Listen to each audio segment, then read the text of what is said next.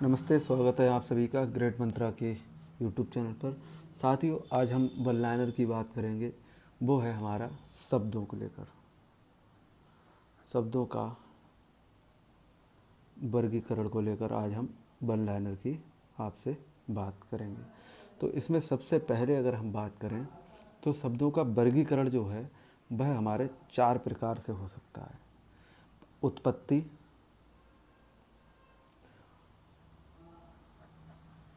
उत्पत्ति, या स्रोत या इतिहास के आधार पर।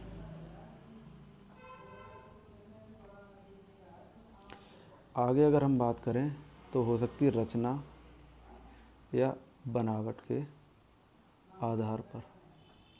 आगे अगर हम बात करें तो रूप या प्रयोग या व्याकरणिक के आधार पर।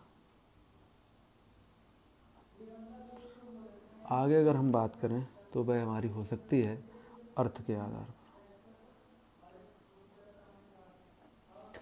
तो उत्पत्ति के अगर आधार पर हम बात करें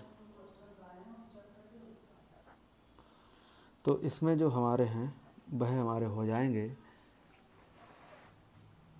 5 प्रकार के। सबसे पहले हो जाएगा हमारा तत्सम। तो तत्सम में क्या होगा? तत्सम जैसे तो तत्सम है। फिर इसमें क्या है? जो संस्कृत के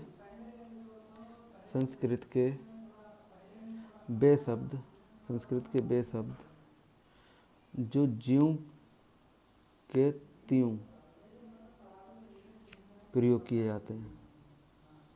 फिर हमारा तद्भव। अब जो तद्भव है तो उसमें क्या होता है? उसमें अगर हम बात करें तो इसमें हो जाएंगे जो संस्कृत से या संस्कृत के परिवर्तन पश्चात, यानी कि संस्कृत के परिवर्तित शब्द।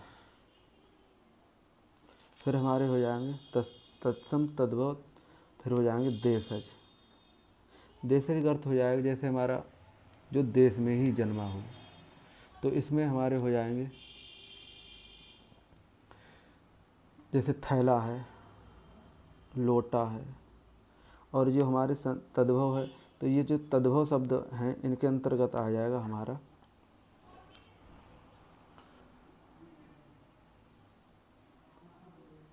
अग्नि, तो हो जाएगा आग। और जल का हो जाएगा पानी, चंद्र का हो जाएगा चंद्रमा। और ये जो हमारे तत्सम है ये हो जाएंगे तत्सम में जैसे अग्नि,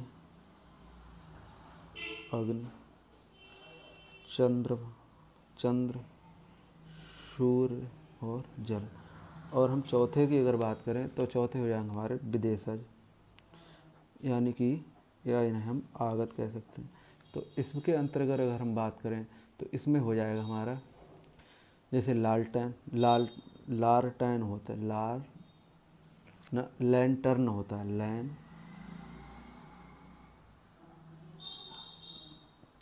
और ये क्या होगी? लालटेन। तो ऐसे ही हमारे जैसे हॉस्पिटल था, हॉस्पिटल, इसका क्या हो गया? अस्पताल। तो ये हमारे क्या हो गए? ये हमारे 4 प्रकार हो गए। किसके? उत्पत्ति या स्रोत के आधार पर। अगर हम बात करें आगे 5 प्रकार है ना, संकर। तो जो संकर हैं, संकर ये तो सिब वाला हो गया और इसे हम ऐसे लिखते हैं। तो ये जो संकर है यानी जो दो भिन्न के योग से बने हों। तो वो भिन्न कोई हो सकता है जैसे पानदान, जैसे नाकाबंदी, इस तरह से। तो ये हमारे हो जाएं। नेक्स्ट अगर हम बात करें तो रचना या बनावट के आधार। तो रचना या बनावट के आधार पर, तो रचना बनावट के आधार पर हमारे हो जाएंगे रूढ़। ये 3 प्रकार, ये हो जाएंगे हमारे 5 प्रकार के। नहीं, 3 प्रकार, रूढ़, यौगिक और योग रूढ़। योग रूढ़, तो ये हमारे 3 प्रकार के ये हो जाए। अच्छा, अगर हम बात करें आगे कि प्रयोग के आधार पर, तो प्रयोग के आधार पर हमारे हो जाएंगे, वो हो जाएंगे 2। एक हो जाएगा विकारी और एक हो जाएगा अविकारी। तो ये हमारे हो जाएंगे। तो साथियों, इससे आगे अगर हम बात करें तो अर्थ के आधार पर, तो अर्थ के आधार पर हो जाएंगे हमारे 4 प्रकार। एक समानार्थी और एकार्थी और हो जाएगा अनेकार्थी और चौथा हो जाएगा हमारा विपरीतार्थी। इस प्रकार से ये हमारा वर्गीकरण शब्द का हो जाएगा। सुत का स्त्रीवाचक क्या है? सुत, सुत माने होता है पुत्र, और सुता इसका हो जाएगा स्त्रीलिंग। क्या हो जाएगा? सुता। इसमें आ प्रत्यय लगेगा, आ प्रत्यय लग के ये सुता हो जाएगा, यानी कि सुत प्लस आ बराबर सुता। ये हमारा स्त्रीलिंग बन जाएगा और ये हमारा पुल्लिंग है। आगे अगर हम बात करें तो हमारा हो जाए कि अश्व के पर्यायवाची क्या है? अश्व के पर्यायवाची, तो अश्व के पर्यायवाची होता है तुरंग, और हो जाएगा घोटक, और इसका हो जाएगा है, और हो जाएगा बाज। ये इसके पर्यायवाची हो जाएगा। नेक्स्ट अगर हम बात करें कि अनेक पद को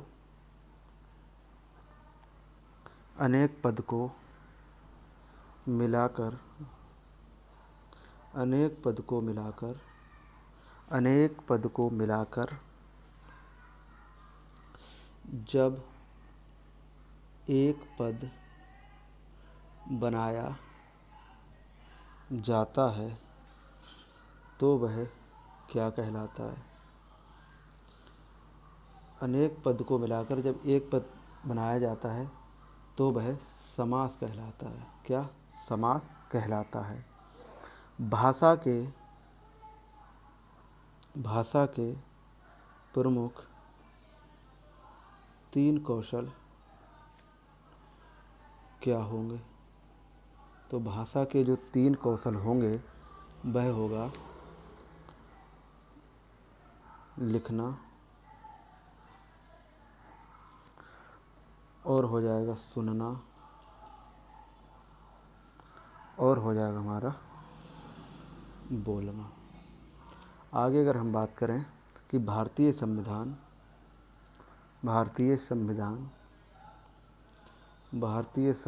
में हिंदी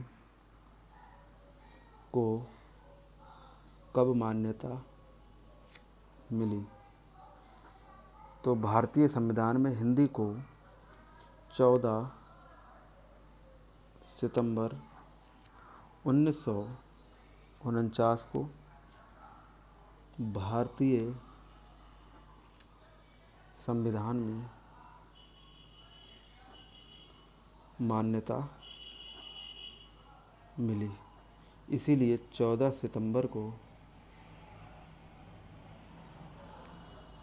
सितंबर को हम हिंदी दिवस मनाते हैं। समझो क्या है। सुत पुल्लिंग में है, इसका स्त्रीलिंग होता है सुता। ये कैसे बनता है? सुत में आ को जो प्रत्यय लगता है उससे हमारा सुता बनता है। अश्व के पर्यायवाची तुरंग है, घोटक है, बाजी है। अनेक पद को एक पद जब बनाया जाता है तो उसके लिए हम समास कहते हैं।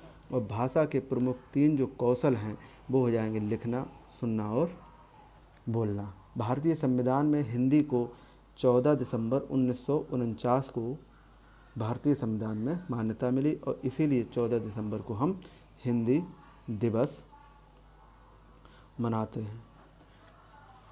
नेक्स्ट अगर हम बात करें तो वह है कि मेरी गाय काली है। मेरी गाय काली है। ठीक है भैया, इसमें जो मेरी है एक क्या है, तो ये हमारा क्या है, ये हमारा एक सार्वनामिक विशेषण है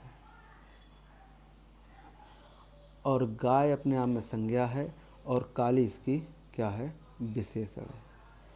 ये सिर्फ विशेषण है। आगे अगर हम बात करें कि जो अधिकरण जो चिन्ह होता है, अधिकरण चिन्ह का लोप होने पर या हो जाने पर कौन सा समास बनता है?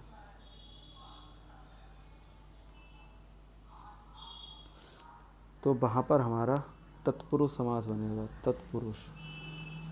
तत्पुरुष समास बनेगा। वाहन पर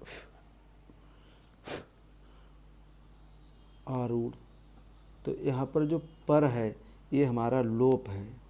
तो ये जो लोप है, यहाँ पर जो पर है इसमें वाहन पर आरूढ़, तो ये जो ये यानी छुपा हुआ है, ये जो कारक चिन्ह है, तो ये हमारा तत्पुरुष समास हो जाएगा। नेक्स्ट अगर हम बात करें करुण रस का भाव है, तो इसका हो जाएगा स्थायी भाव।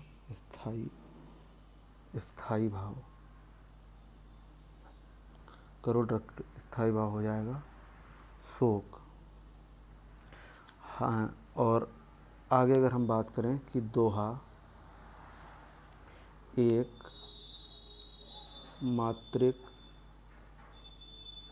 छंद है और इसमें 24 मात्राएं कुल होती हैं। तो दोहा हमारा क्या है, एक मात्रिक छंद है और इसमें हमारी कुल 24 मात्राएं होती हैं। आगे अगर हम बात करें कि जो हमारा दाता शब्द का स्त्रीलिंग क्या होगा, तो दाता का स्त्रीलिंग दात्री होगा। अष्टछाप के प्रमुख कवि कौन हैं? अष्टछाप के प्रमुख कवि कौन हैं? तो अष्टछाप के जो प्रमुख कवि हैं इसमें सबसे पहले हो जाएंगे सूरदास, फिर हो जाएंगे हमारे कुंभन दास, फिर हमारे हो जाएंगे परमानंद दास, और फिर हमारे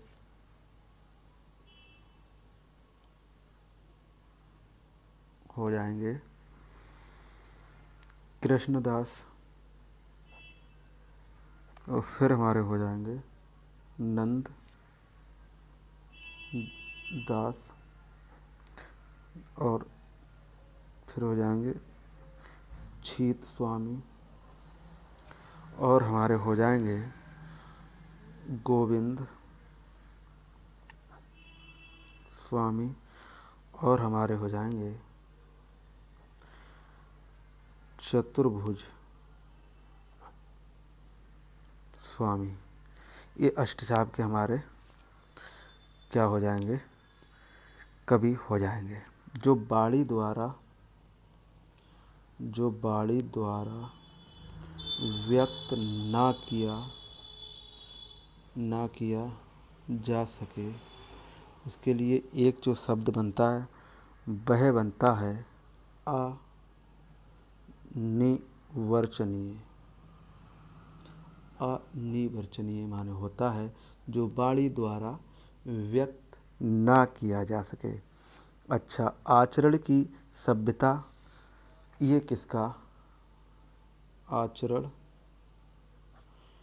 की सभ्यता यह किसका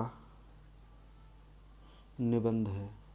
तो आचरण की सभ्यता जो निबंध है वह है पूर्ण सिंह का। किसका? पूर्ण सिंह का। तो अष्टछाप के जो हमारे कवि हैं वह हैं सूरदास, कुंभन दास, परमानंद दास, कृष्णदास, नंददास, छीत स्वामी और गोविंद स्वामी और हो जाएंगे चतुर्भुज स्वामी। जो वाणी द्वारा व्यक्त ना किया जा सके उसके लिए हो जाएगा अनिर्वचनीय। और हम अगर आगे बात करें तो आचरण की इस सभ्यता का जो निबंध है वह किसने लिखा? वह लिखा हमारे पूर्ण सिंह जी ने। आगे अगर हम बात करें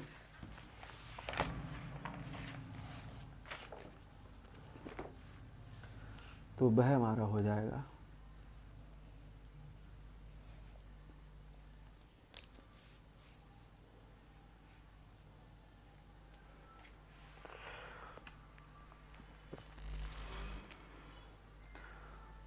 वीर रस का स्थायी भाव। तो वीर रस का स्थायी भाव हो जाएगा हमारा उत्साह। और जो करुण रस है उसका हो जाएगा हमारा शोक। और हास्य का हो जाएगा हास्य। और जो श्रृंगार है इसका हो जाएगा रति।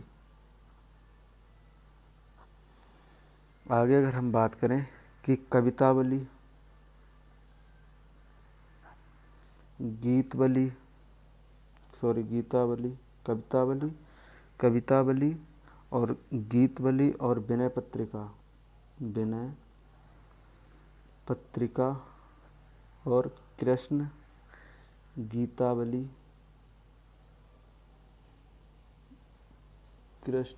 गीतावली जो है।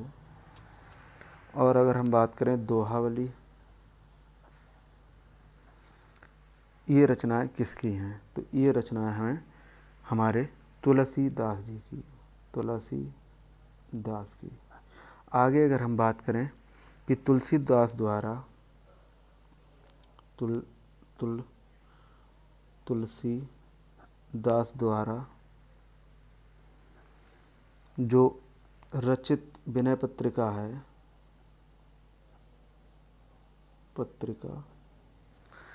तो ये हमारी 1585 ईसा पूर्व लिखी गई। और व्यक्तिगत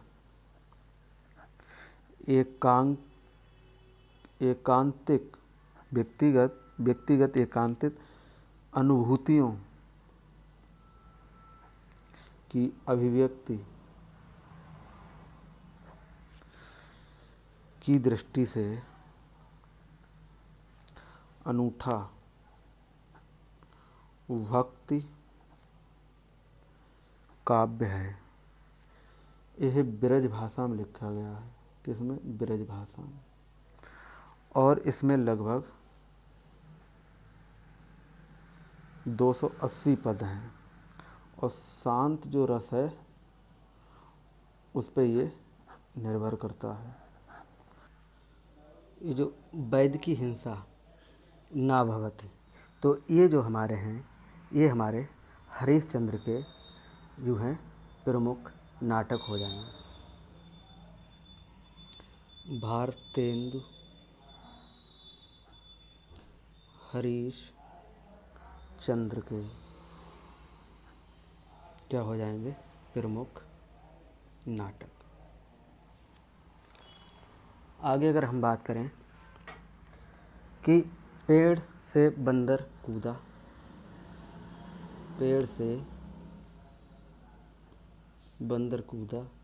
तो इस भाग में कौन सा कारक है? इसमें हो जाएगा अपादान कारक।